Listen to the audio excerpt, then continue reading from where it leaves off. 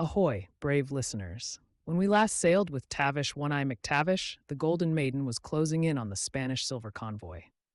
Now, the battle is about to begin.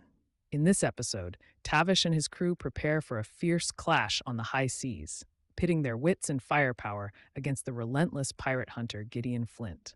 But as cannons roar and swords clash, Tavish's true challenge might come from within, as loyalty and ambition collide among his own crew.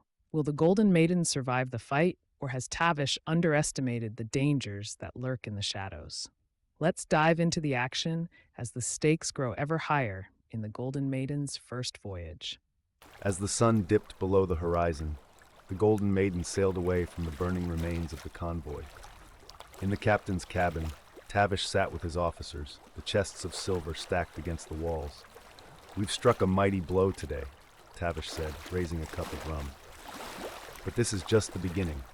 From now on, the Golden Maiden will carve her name into the seas, and we will be the terror of every merchant and navy alike." The officers nodded, their eyes gleaming with the promise of future riches.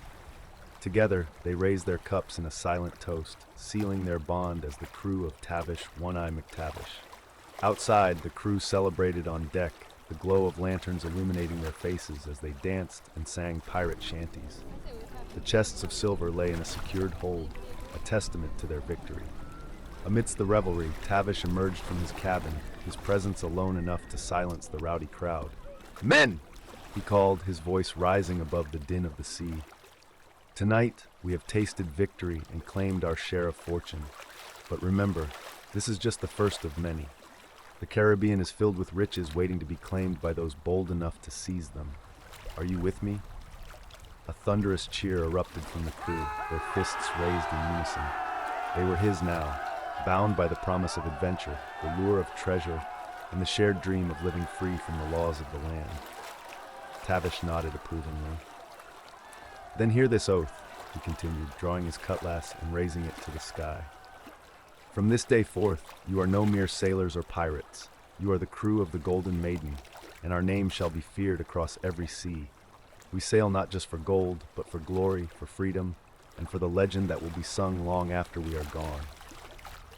The crew roared their agreement, voices echoing into the vast, star-filled sky. Tavish sheathed his cutlass, satisfied. This was the beginning of something much greater than any of them could yet imagine. With the wind at their backs and the sea stretching endlessly before them, the Golden Maiden set course for the unknown, its crew ready to carve their place in history. The next few weeks were a blur of activity. The Golden Maiden prowled the Caribbean, preying on merchant ships and gathering intelligence on potential targets. Tavish quickly became known for his strategic mind and ruthless efficiency. He avoided unnecessary bloodshed, preferring swift, calculated strikes that left his victims too terrified to resist. However, as their coffers swelled with loot, whispers began to circulate about a ghost from Tavish's past. A man named Gideon Flint, a former British Navy officer turned pirate hunter, had made it his mission to hunt down Tavish One-Eye McTavish.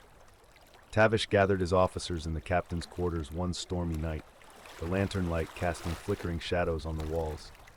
"I've heard the name Gideon Flint from every corner of these waters," Dougal grumbled, his voice laced with concern. "He's been sinking pirate ships left and right, Captain. And now, he's after us." "Why?" Eliza asked, crossing her arms. "What's his grudge with you, Tavish?" Tavish leaned back in his chair, his eye distant as he recalled the past. "Gideon Flint and I crossed paths long ago. He was once a commander of a British frigate that pursued our ship along the Scottish coast. I escaped, but not without leaving a mark on him." He tapped the hilt of his cutlass. "Ever since then, he's made it his life's work to see me hang." Sable frowned, his fingers tracing the edges of the map. "If he's a skilled hunter, we'll need to be more careful. Outmaneuvering him will take cunning." Tavish nodded. "Indeed, we'll change our tactics, lay low for a while, gather more intelligence. If Flint wants to find us, we'll make him come to us on our terms." The Golden Maiden sailed into the quieter harbors of the Lesser Antilles, where they refitted their ship and gathered rumors. Tavish kept his crew on high alert, knowing that Flint's pursuit would force him to adapt. He took the time to teach his crew new maneuvers and strategies, turning them into a formidable force that could rival any Navy ship. Weeks passed, and the tension among the crew grew as Tavish put his plan into motion. They learned of a British convoy carrying gold from the mines of New Granada, escorted by none other than Flint's ship, the Valiant. "He's guarding that convoy like a hawk guards its nest," Sable remarked, pointing to the convoy's anticipated route on the map. "It's perfect bait." "Then we shall take it," Tavish replied with a smirk. "But not in the way he expects. Flint wants to confront me. He wants to be the one who brings down Tavish One-Eye, so we give him the chance, on our terms." They set sail for an uncharted island known for its treacherous reefs and hidden coves, a place that only the most skilled navigators could pass through safely.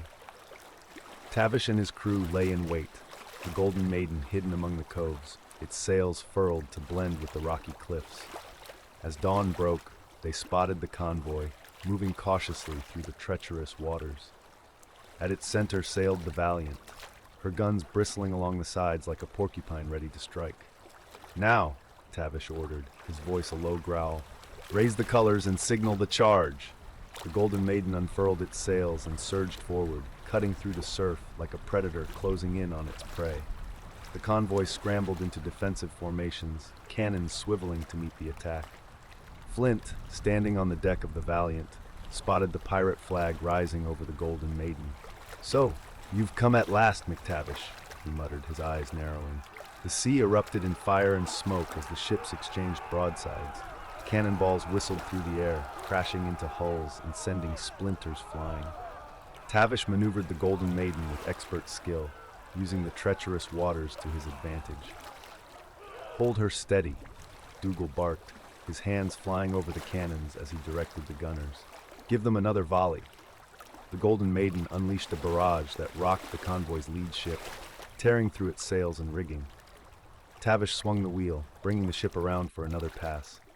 On the Valiant, Flint issued orders to his crew, his eyes never leaving the Golden Maiden. "Prepare to board," he commanded. "We'll take McTavish alive, or not at all." Tavish anticipated this move.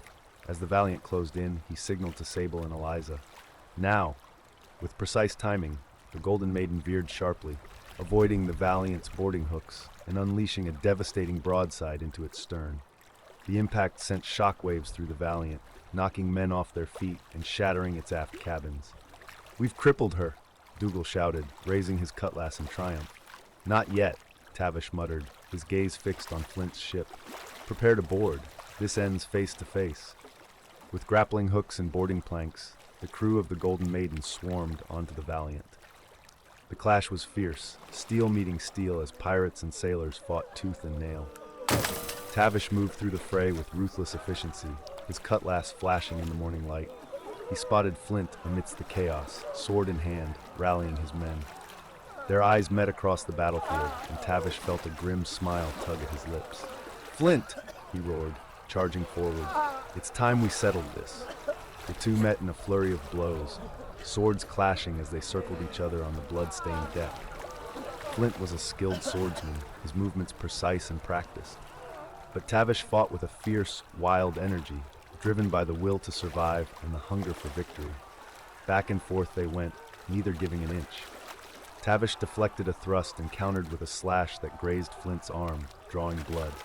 Flint grunted, eyes blazing with fury as he lunged again. "You're finished, McTavish!" Flint snarled. "Not today," Tavish replied coldly, parrying the strike and twisting to bring his cutlass crashing down. With a final brutal swing, he knocked Flint's sword from his grip, sending it clattering across the deck. Flint staggered back, breathing heavily, his gaze locked on Tavish. The crew around them paused, waiting for the outcome. "You have two choices," Tavish said, his voice calm and unyielding. "Surrender and live, or defy me and die." Flint's eyes burned with defiance, but after a long, tense moment, he dropped to his knees, his head bowed. "I surrender."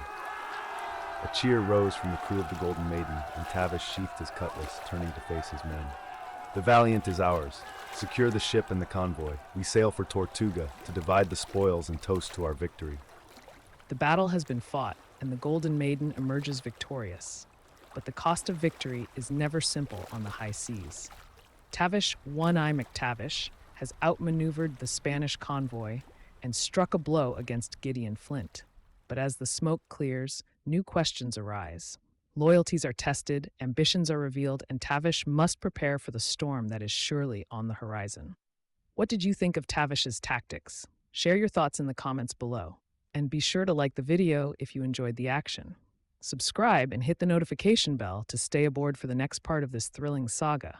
There's more adventure, danger, and treasure ahead.